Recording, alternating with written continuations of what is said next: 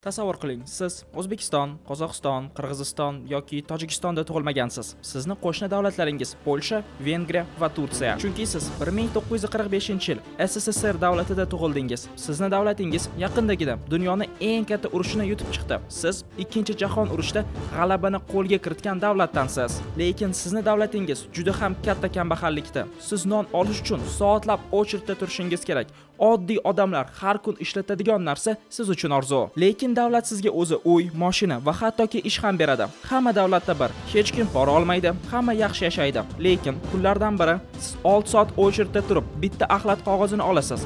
Boy odamlar esa har kun yeydigan kolbasani siz olishingiz uchun 50 kilometrdan ko'proq yo'l o'tishingiz kerak va yarim oyligingizni berishingiz kerak. Mashinani yoki uyni davlatdan olish uchun siz 10 yil quldek o'z hayotingizga xatarli joylarda ishlarni qilishingiz kerak. Agar davlatga qarshi chiqmoqchi bo'lsangiz, sizni o'sha yerdayoq o'ldirib, xalq dushmani qilishadi. Sizlar bilan Aziz Habibullayev Togun Hiya kanalida. Videoga avans bilan like bosib, obuna bo'lib qo'ying. Chunki meni videolarimni 90% odamlar obunasiz ko'rishadi.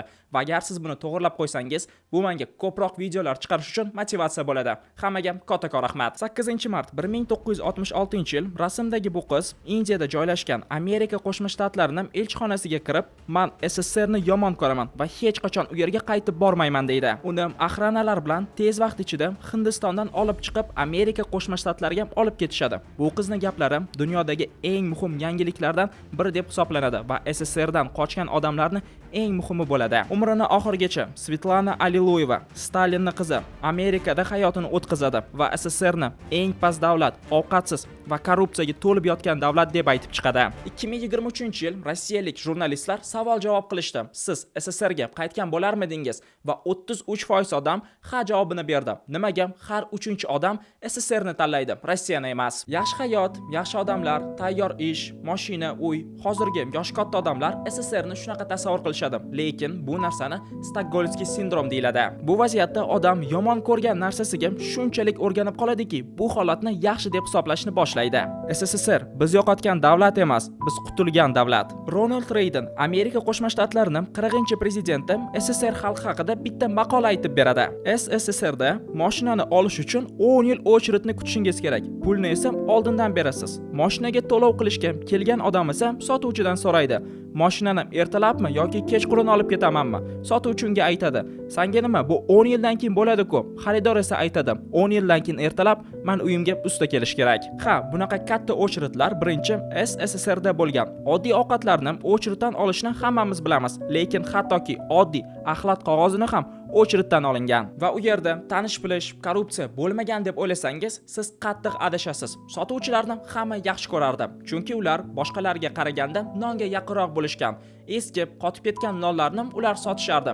Orqa eshikda esa yumshoq va yangi nonlarni tanishlarga berishardi. Masalan, Xrushchevka uylar. Nimaga ularni sanuzeli shunaqa kichkina bo'lgan?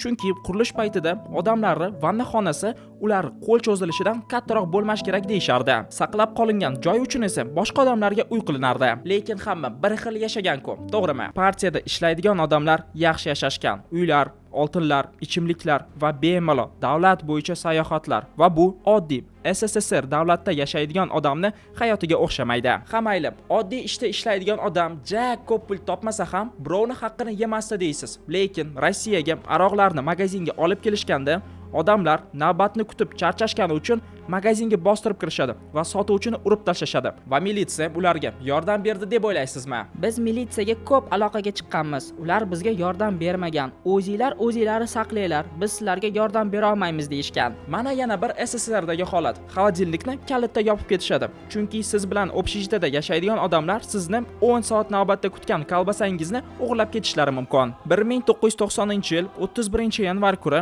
SSSRda birinchi McDonald's shoxobchasi ochildi va McDonald'sda eng katta navbatlardan biri bo'ldi va odamlar bu yerga ovqatlanish uchun kelmagan desa ham bo'ladi. Sotuvchilar baqirishmaydi, so'kinishmaydi, har doim iltimos, rahmat deyishadi.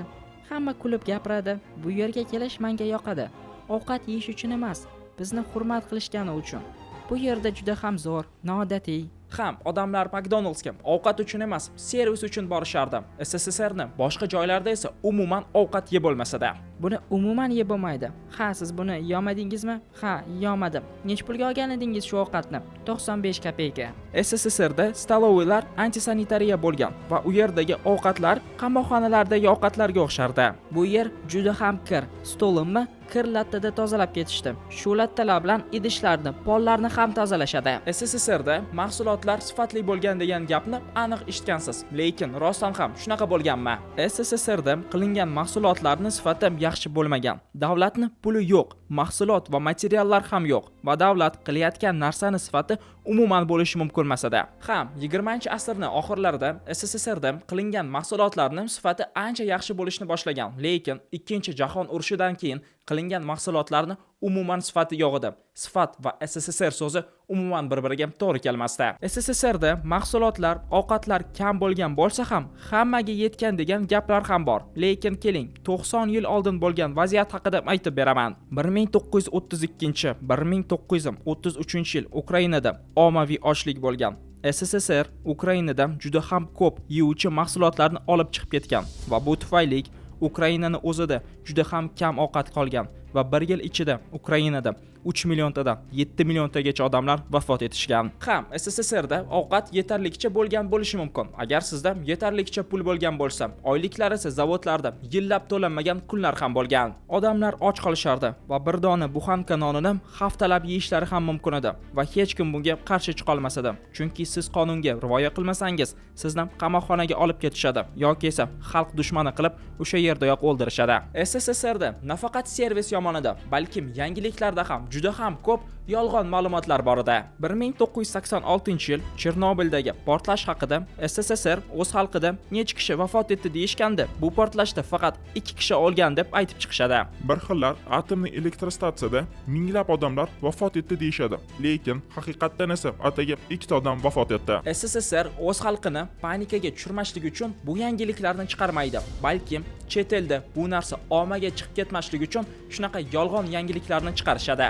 Chet eldagi jurnalistlar aytishi bo'yicha atomli elektrostansiyada minglab odamlar vafot etishdi, lekin haqiqatdan esa ataga 2 odam vafot etdi. Haqiqatdan esa 1986-yil AES portlashi Yaponiyaga tushgan Hirosimadagi atomli bomba portlashidan ancha yomonroq bo'lgan. AES tufayli kamida 500 mingta odamlar vafot etgan va bu sonlarni rad etib bo'lmaydi. Magazinlar, kolxozlar o'z ishlarini davom ettirishyapti.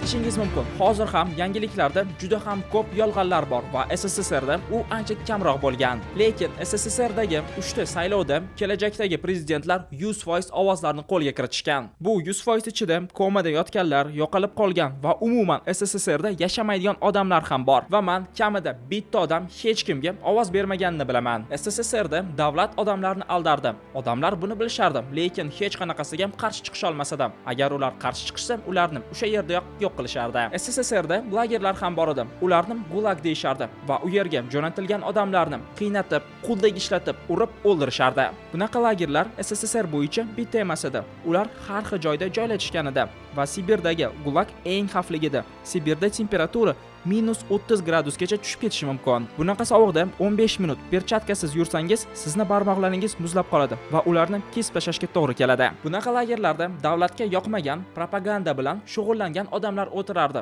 va nafaqat kambag'al odamlar, balkim aristokratlar ham u yerda o'lib ketishgan. Gulagda hattoki yozuvchilar ham o'tirib chiqqan. Agar siz gulag haqida ko'proq ma'lumot olmoqchi bo'lsangiz, Aleksandr Solojnitsin u yerda 8 yil o'tirib chiqqan va chiqqandan keyin Arxipelag Gulag degan kitob yozgan. Tanishib chiqishingiz mumkin. Va bunaqa hayotni o'z ko'zlari bilan ko'rgan odamlar albatta SSSRdan ketgilari kelardi, lekin hammani ham qurbi yetmas edi.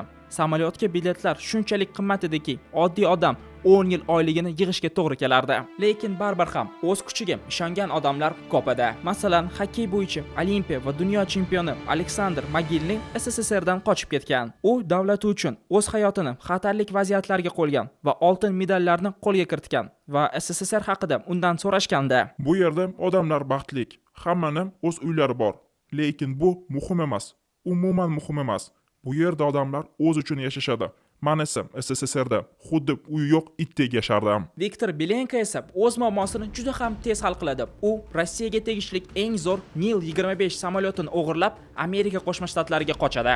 SSSR uchun bu juda ham katta muammo edi, chunki o'sha payt bu dunyodagi eng zo'r samolyotlardan biri edi. Amerikaga esa u mutlaqo ishlaydigan qo'liga tushib qolgan edi. Bu vaziyat hozir bo'lish imkoniyati juda ham kam, lekin oldingi payt lyotkchilar shunchalik kam pul topardiki, ular dunyodagi eng zo'r samolyotni Amerikada buzilib yotgan uyga almashtirib yuborishgan. Agar bu vaziyat boshqa qaytarilmagan deb o'ylasangiz, Viktordan keyin 3 oy ichida 3 ta odam Nil-25 samolyotini o'g'irlab Amerika Qo'shma Shtatlariga qochib ketishgan. SSSR uchun bu kechirilmas vaziyatlar edi va hattoki New York Times ham 1976-yil SSSRdan qochish yili deb aytib chiqqan. Bu ishni qilish uchun ancha do'q bo'lish kerak edi. Lekin Viktorning qochishi Vyacheslav Kurilovni qochish tarixini yonida ham turmaydi. Vyacheslav kruizga o'tirib, ekvatorga borib qaytib kelmoqchi edi va bu joylardan hattoki voyenniylar ham qo'riqlashmas edi, chunki qochish joyi yo'q edi. Lekin Vyacheslav Filippinni yonidan suzib o'tayotganda suvga sakraydi. Men maksimal uzoqroqqa sakrashga harakat qildim, propellerlarni tagiga tushib qolmaslik uchun. Vyacheslav 3 kun okeanda ovqatsiz va suvsiz qolib ketadi va 100 kilometr masofani suzib o'tadi. Eng qizig'i esa Vyacheslav suzuvchi emas edi va unda hattoki yordamchi asboblar ham yo'q edi. Menda faqat bitta lastik va suvni tagida ko'rish uchun ochki bor edi. Vyacheslav shunchalik SSSRdan qochib ketmoqchi edi. Statistika bo'yicha Rossiyada yashaydigan har 3-odam SSSRga qaytishga rozi. Ham SSSRda ta'lim yaxshi bo'lgan, lekin minglab ochritlar, urushlar, o'z haqqingizni aytolmaydigan davlat ham bo'lgan. SSSR bu qog'ozdagi davlat, lekin bu narsa hayotda bo'lish imkoniyati juda ham past edi.